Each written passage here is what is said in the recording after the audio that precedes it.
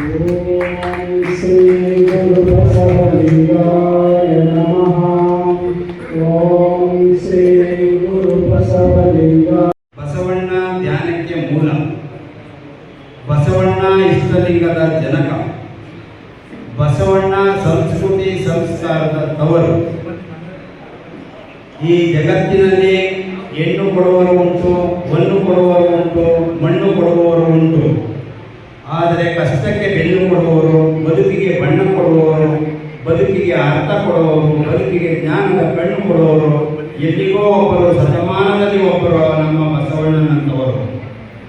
ಹಾಗಾಗಿ ಕಳೆದ 170 ತಿಂಗಳುಗಳಿಂದ ಇಂಥ ಒಂದು ಆಧ್ಯಾತ್ಮ ಕಾರ್ಯಕ್ರಮವನ್ನು ಪರಮ ಪೂಜ್ಯರ ಸನ್ನಿಧಿಯಲ್ಲಿ ನಡೆಸಿಕೊಂಡು ಬರ್ತಾ ಇರ್ತಕ್ಕಂಥ ಮಂಡ್ಯದಿಂದ ಜಗಜ್ಯೋತಿ ಬಸವೇಶ್ವರ ಪತ್ತಿನ ಸೌಹಾರ್ದ ಸಹಕಾರಿ ಈ ಬಸವ ತತ್ವ, ವಚನ ತತ್ವ, ಈ ಬಂದಿರತಕ್ಕಂಥ ಎಲ್ಲ ವಿಚಾರಗಳನ್ನು ತಮ್ಮಲ್ಲಿ ಹಂಚ್ಕೊಳ್ಳೋದಕ್ಕೋಸ್ಕರ ಕಳೆದ 170 ತಿಂಗಳುಗಳಿಂದ ಈ ಕಾರ್ಯಕ್ರಮನ ಆಯೋಜಿಸ್ಕೊಂಡು ಬಂದಿದ್ದೀವಿ ಬಂಧುಗಳೇ. ಬಸವ ತತ್ವ, ವಚನ ತತ್ವ ಬಂದಿರೋದು ಅಷ್ಟು ಸುಲಭದ ವಿಚಾರದಲ್ಲ.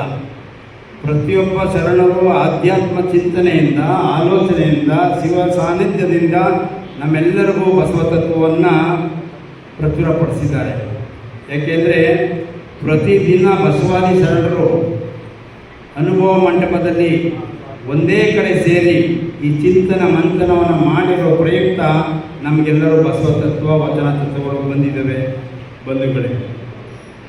800 ವರ್ಷಗಳ ಹಿಂದೆಯೇ ಓದಲು ಬಾರದೆ, ಬರೆಯಲು ಬಾರದೆ, ಸಂಜೆಯ ಸಮಯದಲ್ಲಿ ದೀವಿಗೆಯನ್ನು ಹಚ್ಚಿ ಇಟ್ಟುಕೊಂಡು ಎಲ್ಲ ಶರಣರು ಈ ಪ್ರತಿದಿನ ಸಂಜೆ ಈ ಜಗತ್ತಿನ ಜನಸಾಮಾನ್ಯರ ಆರೋಗ್ಯಕ್ಕೆ, ಜನಸಾಮಾನ್ಯರ ಬದುಕಿಗೆ, ಜನಸಾಮಾನ್ಯರು ಯಾವ ರೀತಿ ಸಂಸ್ಕಾರವಾಗಿ, ಸಂಸ್ಕೃತಿಯಾಗಿ ಬದುಕಬೇಕು ಅನ್ನೋದಕ್ಕೆ ಪ್ರತಿದಿನ ಅವರು ಅನುಭವ ಮಂಟಪದಲ್ಲಿ ಚರ್ಚೆಯನ್ನು ಮಾಡ್ತಾಯಿದ್ರು ಬಂಧುಗಳು.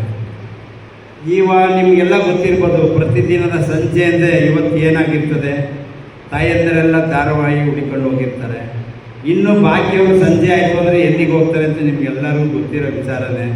ಆದರೆ ಅಂದಿನ ದಿನಮಾನದಲ್ಲಿ 1,96,000 ಜನ ಗಣಗಳು ಅನುಭವ ಮಂಟಪದಲ್ಲಿ ಒಂದೇ ಕಡೆ ಸೇರ್ತಾಯಿದ್ರು. ಕರೆಂಟ್ ವ್ಯವಸ್ಥೆ ಇಲ್ಲ, ಬೆಳಕಿನ ವ್ಯವಸ್ಥೆ ಇಲ್ಲ.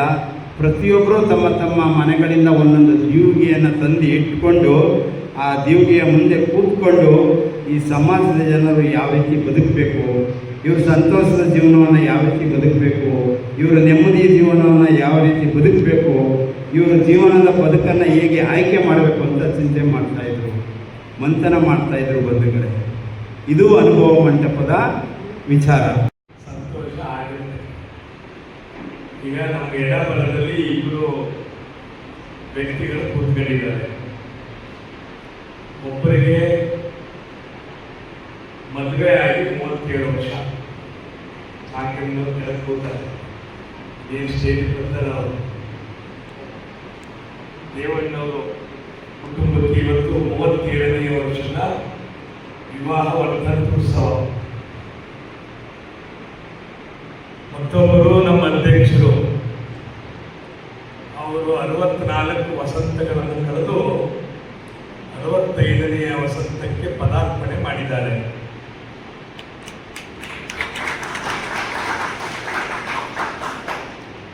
ಸಂಖ್ಯೆಗೆ ಅವಮಾನ ಆಗಬೇಕು ಆಗಿದ್ದಾರೆ ನಮ್ಮ ಅಧ್ಯಕ್ಷರು. 65 ಅನ್ನೋ ಸಂಖ್ಯೆಗೆ ಅವಮಾನ ಆಗಬೇಕು.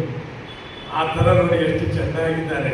65 ಅನ್ನೋ ಆಗಿಲ್ಲವೇ ಇಲ್ಲ, ಅವರು 35 ಅನ್ನೋ ಆಗಿದ್ದಾರೆ. ನಿಜಕ್ಕೂ ಕೂಡ ಅವರ ಸಂಪೂರ್ಣವಾದಂತಹ ಜೀವನದಲ್ಲಿ ನಾನು ಒಂದು 15 ವರ್ಷದಿಂದ ಅವರ ಒಂದು ಸಖ್ಯ ಇದೆ.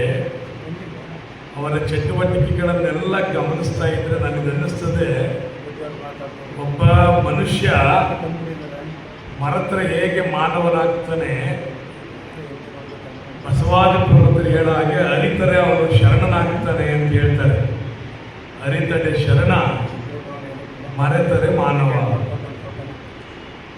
ನನಗನ್ನಿಸ್ತದೆ ನಮ್ಮ ಅಧ್ಯಕ್ಷರು ಪ್ರತಿದಿನ 12ನೇ ಶತಮಾನದ ಸುಮಾರು 36,000 ವಚನಗಳು ನಮಗೆ ಸಿಕ್ಕಿದೆ. ಷಣ್ಮುಖ ಶಿವಯೋಗಿಗಳ ತರದಲ್ಲೂ ಕೂಡ ಅವರು ಈಗ ವಚನಗಳನ್ನು ಹೇಳ್ತಾ ಇದ್ದಾರೆ. ನನಗಾದರೂ ಅನ್ನಿಸ್ತದೆ, ಲಕ್ಷದ ಮೇಲೆ 96,000 ಜನ ಇದ್ರಲ್ಲ, ಅದಕ್ಕೊಂದು ಸೇರಿಸಿ ಲಕ್ಷದ ಮೇಲೆ 96,001 ನಮ್ಮ ನಾಗರಾಜಪ್ಪನವರು ಅಂತ ನಾನು ಹೇಳಿ. ಈ ಪಾರ್ಟಿ ಕಲಿಯುಗದಲ್ಲಿ ಈ ಪಾರ್ಟಿ ವ್ಯವಹಾರ, ಈ ಪಾರ್ಟಿ ಹಣ, ಏನು ಬೇಂದ್ರೆ ಅವರು ಹೇಳ್ತಾರಲ್ಲ, ಕುರುಡು ಕಾಂಚಾಣ ಕುಣಿಯುತ್ತಲಿತ್ತು ಕಾಲಿಗೆ ಬಿದ್ದವರ ತುಳಿಯುತ್ತಲಿತ್ತು ಕುರುಡು ಕಾಂಚಾಣ ಅಂತ ಏನು ಹಾಡು ಬರೆದ್ರು ದರ ಬೇಂದ್ರೆಯವರು. ಆ ಹಾಡು ನಮ್ಮ ನಾಗರಾಜಪ್ಪನವ್ರ ಬೆಳವಣಿಗೆಗಳನ್ನು ಗಮನಿಸಿದ್ರೆ ನನಗಂತೂ ಭಾರಿ ಸೋಜಿಗೆ ಆಗುತ್ತೆ. ನಾನು ಮಾತಾಡೋದು ಬಿಡಿ, ನಾನು 40 ವರ್ಷದಿಂದ ಮಾತಾಡ್ಬಿಡ್ತೀನಿ. ನಮ್ಮ ಅಧ್ಯಕ್ಷರನ್ನು ನಾನು ನೋಡಿದಾಗ 5 ನಿಮಿಷ ಮಾತಾಡ್ತಿರ್ಲಿಲ್ಲ. ಈಗ ಸಮಾಜ, ಧರ್ಮ